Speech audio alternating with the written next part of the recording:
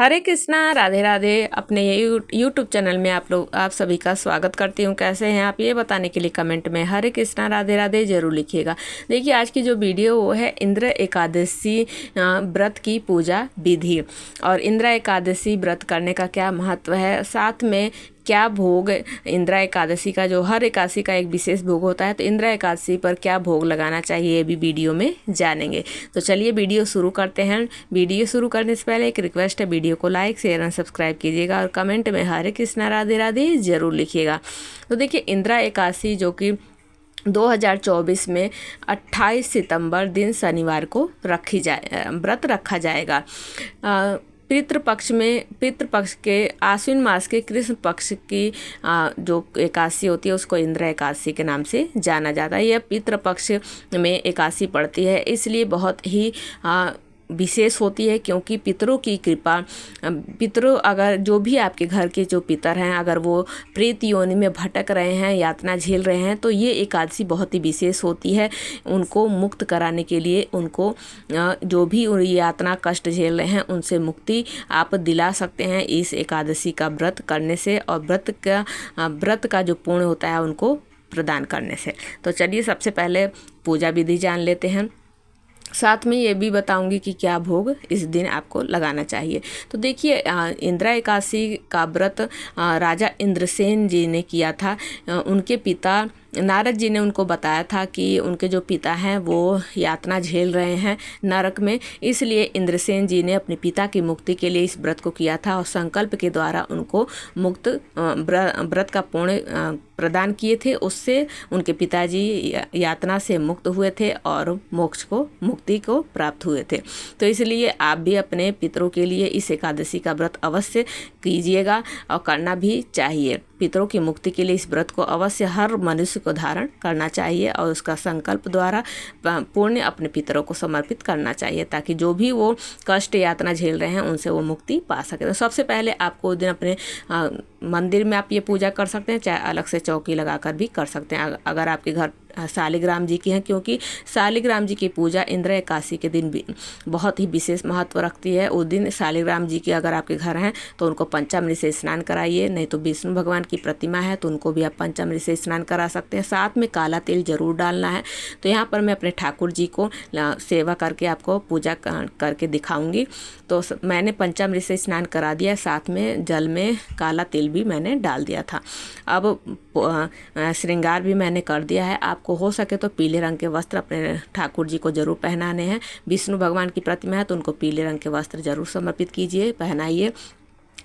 साथ में अब करेंगे गणेश जी की भी स्थापना। तो पुष्प या तिल का आसन देकर स्थापना कर दिया। इसके बाद मैं व्रत का संकल्प ले लूँ। दीपक प्रज्वलित करने के बाद संकल्प लिया है तो हाथ में तिल और पुष्प लेकर संकल्प करना है, श्री विष्णु करके, और अपना नाम, अपना गोत्र और जहाँ पे आप रह रहे हैं उसका नाम लेते हुए, और इंद्रा एकादशी का व्रत, फलाहार व्रत, जैसे भी आपको व्रत करना है, निर्जल व्रत करना है, फलाहार व्रत करना है, तो ऐसे आपको संकल्प लेकर पुष्प और तिल समर्पित कर देना है भगवान नारायण के चरणों में।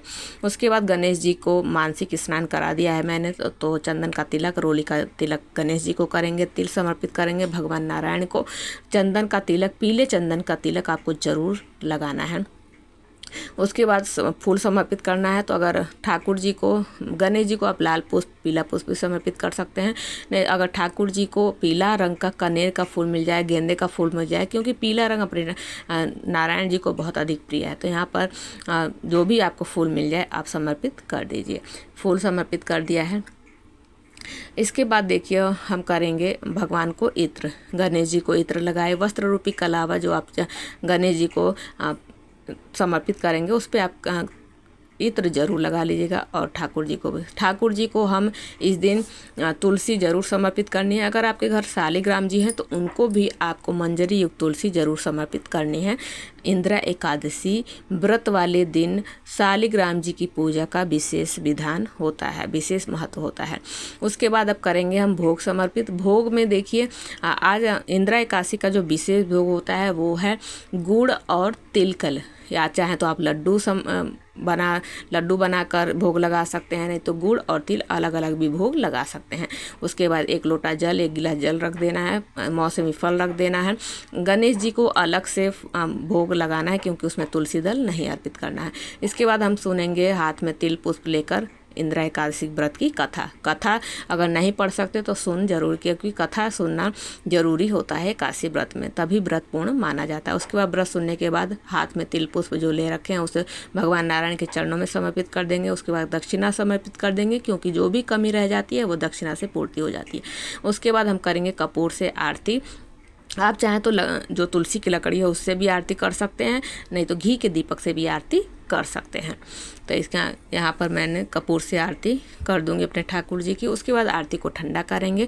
आरती को ठंडा करने के बाद भगवान को आरती देंगे, नारायण भगवान को, भगवान गणेश जी को, और उसके बाद खुद भी आरती लेंगे और सभी परिवार सदस्य को आरती देंगे। तो इस तरीके से इंदिरा एकादशी व्रत की पूजा आप आसान तरीके से घर पर कर सकते हैं।